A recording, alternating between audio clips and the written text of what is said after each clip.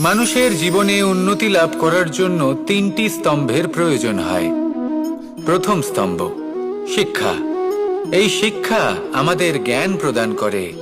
দ্বিতীয় স্তম্ভ ব্যবসা, যার দ্বারা আমরা ধন উপার্জন করি। তৃতীয় স্তম্ভ হলো আমাদের ঈশ্বর, আমাদের ইষ্ট। এনার সাথে যদি আমরা জুড়ে থাকতে পারি, তাহলে এমন একটা মানসিক বল আপনি লাভ করবেন যেটা এই সংসারে আর কোথাও পাওয়া সম্ভব নয়।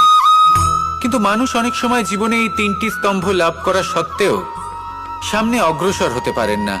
তখনও জীবনে কঠিন পরিস্থিতি আসতেই থাকে। এমনটা ঠিক কেন হয়? কারণ সে জীবনে এই তিনটি স্তম্ভ লাভ করে নেয়, জীবনে প্রয়োগও করে, কিন্তু তার ভিতের কথা সে ভুলেই যায়। যেমন প্রথম স্তম্ভ অর্থাৎ শিক্ষা। এই শিক্ষার আধার হলো শুভ চেতনা। যদি অন্তরে শুভ চেতনা না থাকে, তাহলে এই শিক্ষার কোনো গুরুত্ব থাকে না। দ্বিতীয় স্তম্ভ ব্যবসা।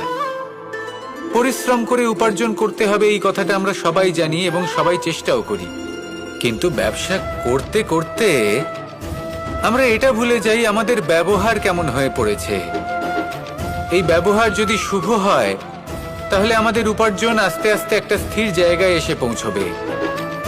এবং তৃতীয় স্তম্ভ আমাদের ভগবান। যদি ওনার স্মরণে আপনি যেতে চান, তাহলে তার পূর্বে নিজের মা বাবাকে সেবা করুন, তাদের যত্ন করুন, তাদেরকে ভালোবাসুন, কারণ ওনারাই হলেন এই সংসারে আপনার সবথেকে বড় ইষ্ট। তাহলে তিন স্তম্ভের সাথে সাথে তাদের আধারকেও নিজের জীবনে প্রাধান্য দিন। কোনো সমস্যা আসবে না, জীবনে একের পর এক উন্নতি করবেন এবং এই মন প্রসন্ন হয়ে বলবে রাধা রাধা।